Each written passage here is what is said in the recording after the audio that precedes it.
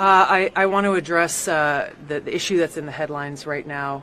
I stand in full support and wholeheartedly agree with the statements that President Trump has made over these last few days with regards to the developments in Syria. My own views and experiences have been shaped by my multiple deployments and seeing firsthand the cost of war and the threat of Islamist terrorism. It's one of the many reasons why I appreciate President Trump's leadership and his election, where he is fully committed, as he has said over and over, to bringing about an end to wars, demonstrating peace through strength, and putting the national security interests and the safety, security, and freedom of the American people first and foremost. This is my video update on this Tuesday afternoon, December the 10th, coming to you from Athens, Greece. Let's talk about some news. And let's start things off with an update on what is going on in Syria. It looks like Israel is moving way past any type of buffer zone, and they are closing in on Damascus. I have read reports which claim that Israeli tanks are 20 kilometers outside of Damascus. There are other reports which claim that Israeli tanks are 12 kilometers outside of Damascus. HTS Al-Jolani, quiet, silent. He's not saying anything. HTS Al-Qaeda Al-Nusra is not saying anything. As it appears, Israel is closing in on Damascus to do what? To capture Damascus? This is not a buffer zone anymore. This is way, way past a buffer zone. But the IDF, they are denying these reports that Israeli tanks are this close to Damascus. The U.S. State Department, they were asked about what is happening in Syria and Israel's invasion into Syria and proximity to Damascus. And the State Department spokesman, Count Chakula, he said that the U.S. supports Israel and they are supporting this operation, and Israel has a right to self-defense. This operation is about Israel's self-defense. So I don't think I need to talk about Ukraine or draw any parallels to Ukraine and the hypocrisy of the State Department vis-a-vis Ukraine and what is happening right now in Syria. I don't think I really need to get into that. Everyone understands what's going on. The countries of the Middle East, they're very upset at what is happening in Syria, and that Netanyahu is apparently moving into Syria and apparently about to capture Damascus. I don't know if that's what the plan is. Once again, the IDF, they deny these reports that they're close to Damascus.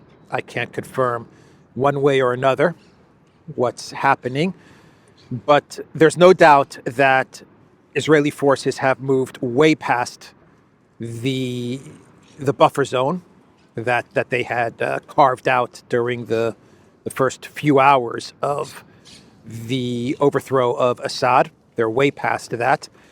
Bombing, Israeli and U.S. bombing of Syria continues. A lot of bombing of Syria is taking place. They're bombing everything. They're bombing all of the military infrastructure, all of the airfields, the air bases, military facilities, air defense systems, you name it. They're freaking bombing it.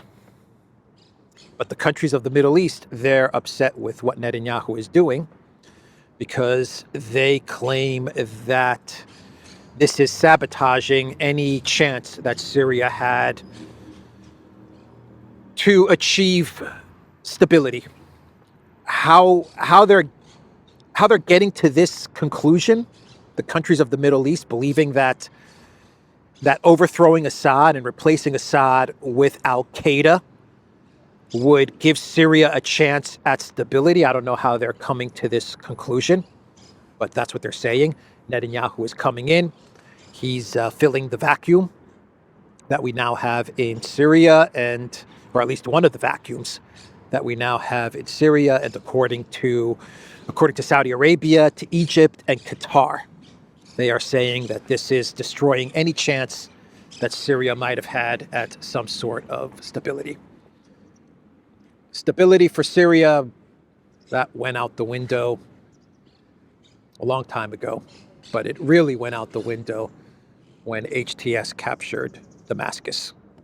So now you just have a bunch of vacuums in various regions of Syria, and nature abhors a vacuum, right? So neighboring countries are going to move in to fill that vacuum. So those are the statements from various Middle East countries. Speaking of vacuums, Turkey and Erdogan, I wonder what Turkey is thinking about all of this as well. HTS is completely silent about what's happening with the Israeli invasion into Syria, but I wonder what Turkey is saying. Or was this something that Erdogan and Netanyahu agreed on? I don't know. But Turkey is eyeing the Kurds, the areas in Syria which are controlled by the U.S.-backed Kurds. Now, for Erdogan, Kurds in the region having the slightest chance, even the slightest itsy-bitsy chance of creating their own country, for Erdogan, for Turkey, that is the biggest of red lines.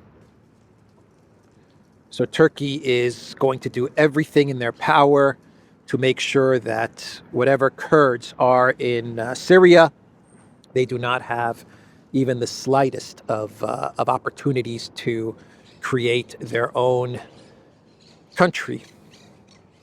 And Turkey is, I've actually read that that clashes actually have started between the Turks and the Kurds in Syria. But Turkey is looking at the areas that are controlled by the Kurds.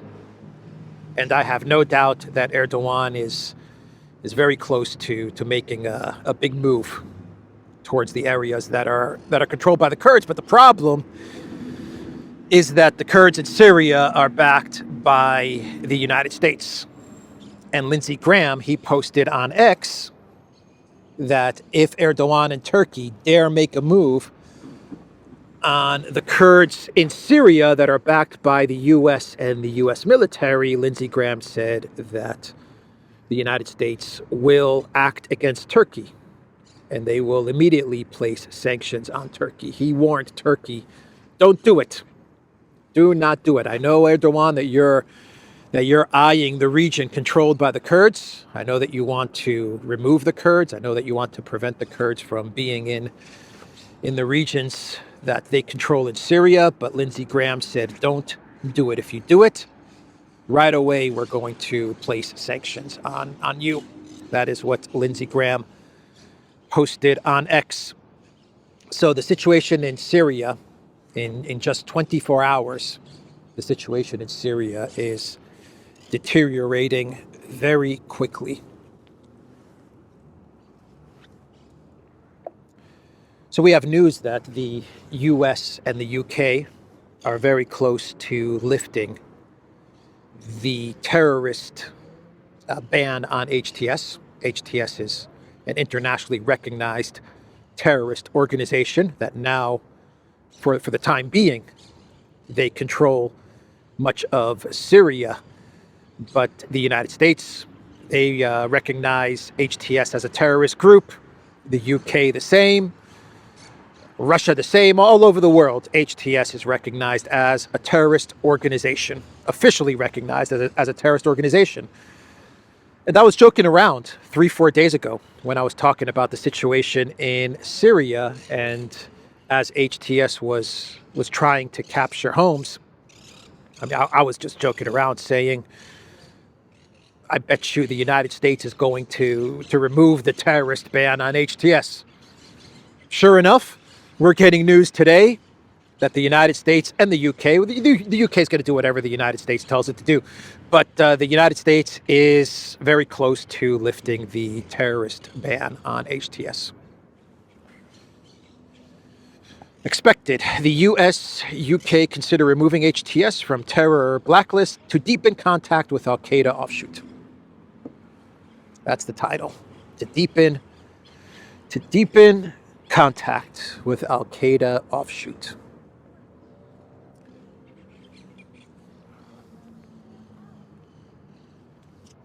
No surprise. No surprise there. How about this crazy title from Politico? Germany and France agree to work with Syrian rebels on basis of fundamental human rights.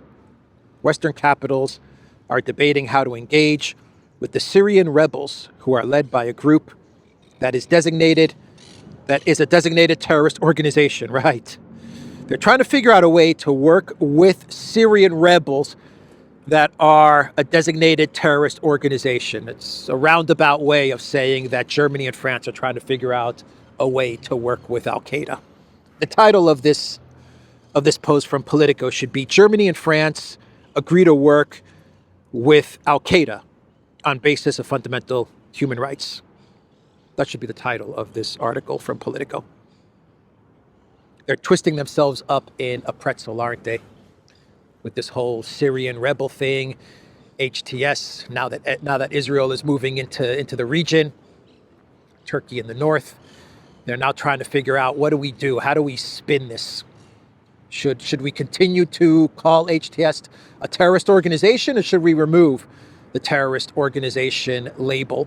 Should we continue to call them rebels now that they've removed Assad, which is what we wanted them to do? Now that they've removed Assad, should we continue to go with the whole rebel thing, or should we start calling them Al-Qaeda terrorists and jihadists? They're trying to figure out, what do we do now? What are the script writers going to tell us next? So let's talk a bit about Project Ukraine. Zelensky said that he is in no way going to lower the mobilization age from 25 to 18. It was 27, it got lowered to 25. A lot of pressure from the United States to lower that age to 18. And Zelensky is saying no.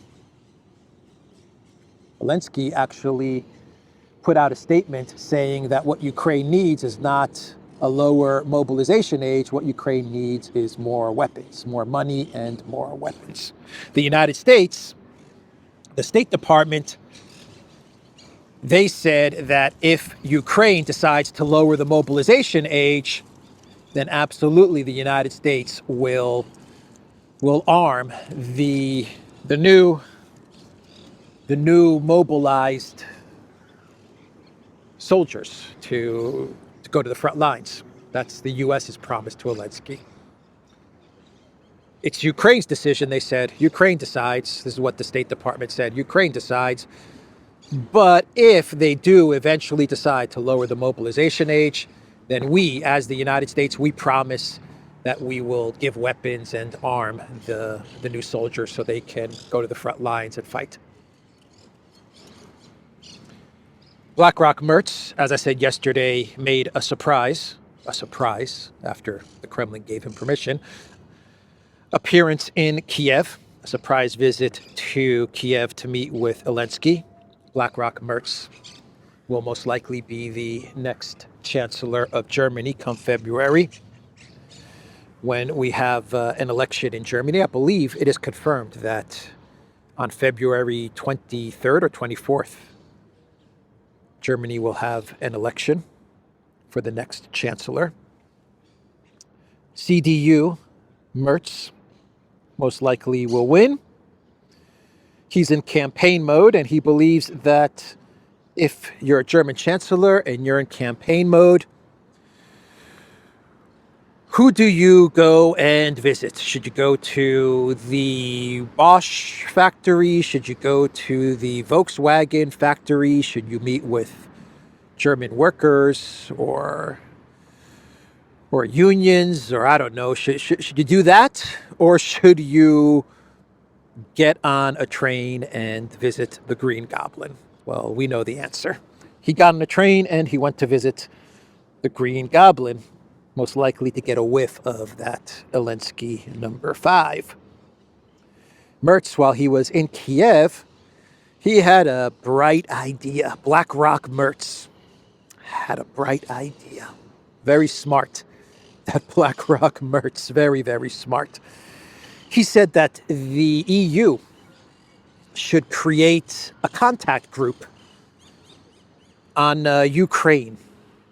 They should put together, he said, a common vision, create a contact group of various countries, and they should find a way to continue to support Ukraine if, in the event that Trump decides to walk away. That's Merz's bright idea. In this contact group, he says it should be Germany. I believe he said Germany, France, Poland. He said Poland and maybe the Baltic states. Do I have a quote from Merz? Yes, I do. With the change of power in the U.S., there is a possibility we will have a new situation and we have to prepare for it, said Merz in Kiev. We have to create a common strategy within Europe.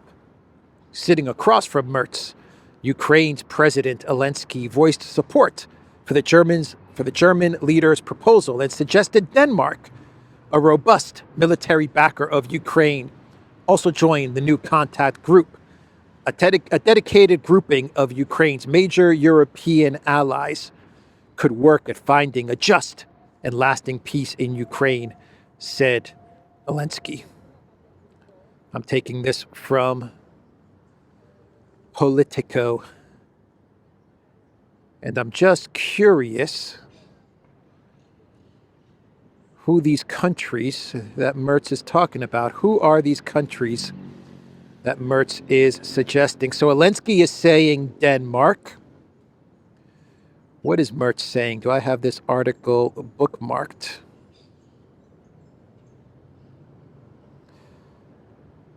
France, Poland, Ukraine's major European allies should form an alliance aimed at agreeing on a common vision for peace in Ukraine. The leader of Germany's conservative opposition, Friedrich Merz, said during a visit to Kiev. Merz is in the pole position to become chancellor. Yes, we know. It would include France, the United Kingdom, of course, Stammer, of course, and Poland. All right, so this group of countries that would continue to support Ukraine, even if Trump walks away, according to Merz, it should be France, the United Kingdom, and Poland. And Zelensky is saying Denmark as well, because Denmark handed Zelensky a whole bunch of F-16s. That's BlackRock Merz. Zelensky likes this idea. Zelensky's found a new champion in Europe. It's BlackRock Merz. He's done with Pirate Schultz. He's now going to cling on to Merz. Podolyak, I don't like this pirate anymore. I like this BlackRock guy. I like the way he thinks. We create common vision, contact group. And Podolyak, this means more money. I buy more homes. I like the way BlackRock Merz thinks. So that's Merz. With his plan to continue to support Ukraine without the United States. Never going to happen. If the United States pulls out of Ukraine, if Trump walks away, there is zero chance, I mean 0 chance, of Europe continuing to keep Ukraine afloat. 0 chance. Absolutely 0, 0, 0. Not economically, not militarily. 0 chance without the United States. Merz is clueless, man. For a BlackRock guy, he is pretty clueless. but he's going to be chancellor.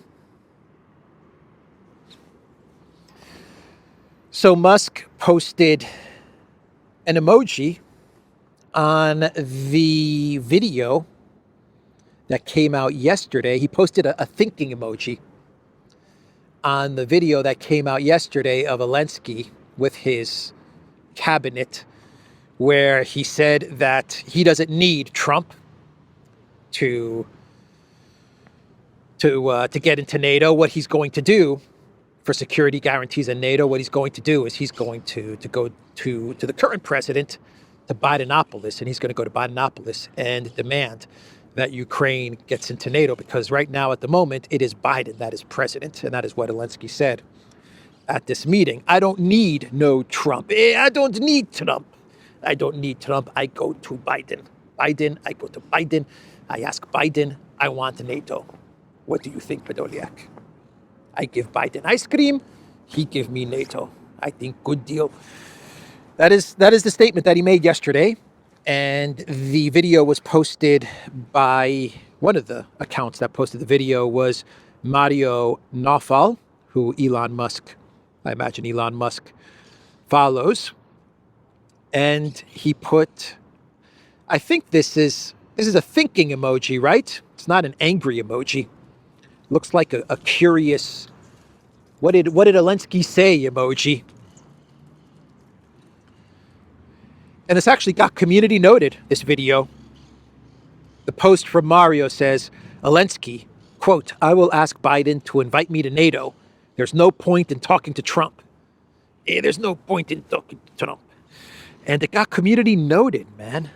The community note says, Zelensky is simply saying that Trump cannot yet invite him to NATO, as Trump is not yet president. That's all Zelensky's saying, according to this community note. Just go to Biden, ask him, will you let me into NATO? Biden can say yes, he could say no. What if he says yes? If he says yes, it's not a big deal. It's not a big deal at all. Let Ukraine into NATO, and Trump can deal with it on January 20th. It's not a big deal. So that's the news there.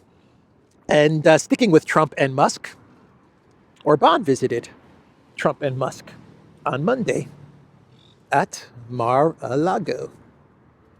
Orban posted on X that he was in the USA visiting Trump and Musk. Actually, I think he said USA Today. That is what he said in his post. The USA Today, the future has begun. An afternoon in Mar-a-Lago at Real Donald Trump, at Elon Musk, and Michael Waltz. So the meeting was Orban, Trump, Musk, and the soon-to-be NSA guy taking over for Jake Sullivan, Waltz.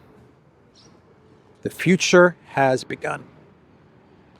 Orban is the point man. He is Trump's guy in Europe when it comes to Ukraine. No doubt about it. No doubt about it. We've talked about this on the Duran. I think I've mentioned it on this channel as well.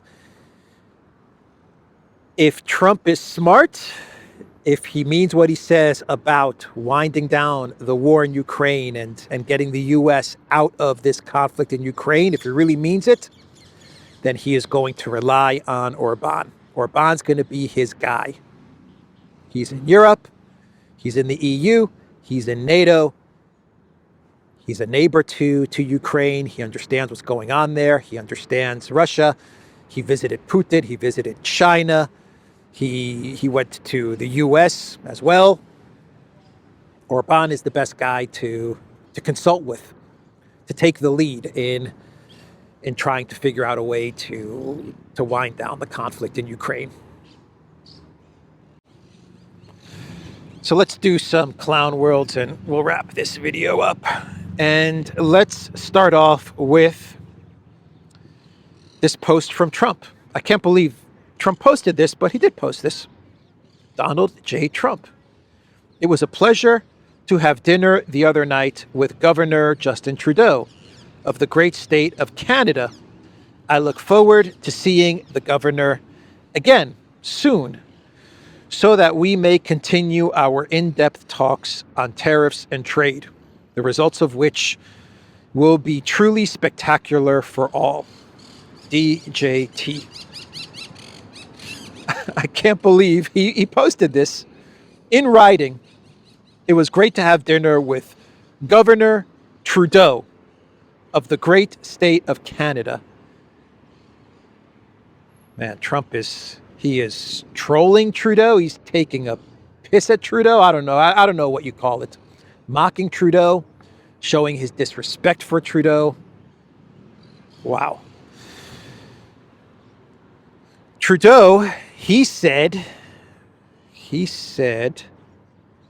let me pull it up here, that Canada should not freak out over Trump's tariff threat. That's what Trudeau said. One of the most important things for us to do is not to freak out, not to panic, Trudeau said at an event at the Halifax Chamber of Commerce on Monday. Don't freak out. Trust in big balls Trudeau. He'll be able to take on Trump. Don't freak out. Don't freak out, everybody. Don't freak out. I'm big balls Trudeau. I can handle Trump. Yeah, so that's what Trudeau said. That was his response to Trump's mocking, trolling, whatever you want to call it. Politico put out an article talking about air travel.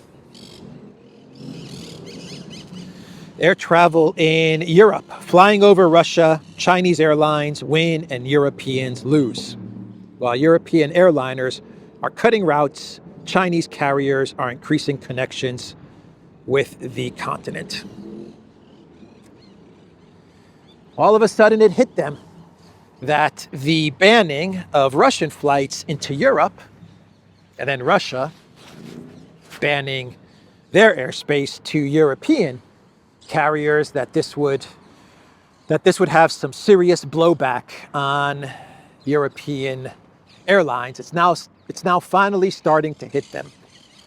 3 years later, they're finally coming to the realization, oh crap, we're losing money and our airlines are in big, big trouble. And the Chinese airlines, they don't have the restrictions that the European airlines have. In the article from Politico, they don't really get into any detail as to why this is going on. They mention the war in Ukraine and they mention Russia restrictions on air travel, but they don't get into the details. They fail to say that the first thing that Vander Crazy did, the absolute first thing she did when the special military operation started, was that she banned European airspace to Russian airlines. That was the first thing she did. And then she banned media outlets, Russian media outlets, from operating in Europe. That was Ursula von der Crazy. She thought this was going to be a good idea. And so what did Russia do? Russia said, okay, well, two can play at that game, and we've got a lot of territory, and we know that you guys in Europe have a lot of airlines that cross over Russia in order to get to Asia. Well, we're just going to ban our airspace to European carriers, and we will see who wins. And you want to know who has won? Well, Russia has won, but China has won. China is the big winner. They can cross over Russia. Their flights are faster, they're cheaper, and according to Politico, European airlines are in big trouble because they are losing a big, important, profitable market in China and Asia. And the latest airline to cut flights to China is the Polish airline LOT. They canceled in October the Warsaw to Beijing route. Scandinavian Airlines, they suspended the Copenhagen to Shanghai route. Lufthansa Group, they have dropped their daily direct flight from Frankfurt to Beijing. British Airways canceled London to Beijing. And Virgin Airlines, they canceled London to Shanghai. The final two paragraphs of this article, quote the international airline director. His name is Waltz, the IATA airline director. He said that the closure of Russian airspace has nothing to do with safety nor with security, and said that the European airlines are the victims of politics. I would hope that we'll see an end to the war in Ukraine and that we will see a return to a more normal environment, he added. Maybe that's wishful thinking, but I would expect that that's what everybody wants to see. Well, blame it on Ursula. She started this. She started all of this. That's the video, everybody. TheDuran.locals.com. We are on Rumble, ODYSEE, BitChute, Telegram, Rockfin, and X. Go to the Duran shop. Pick up some merch like the bomber jacket I'm wearing today. Like this video. Subscribe to this channel. Help me reach 221,417 subscribers on YouTube. Take care.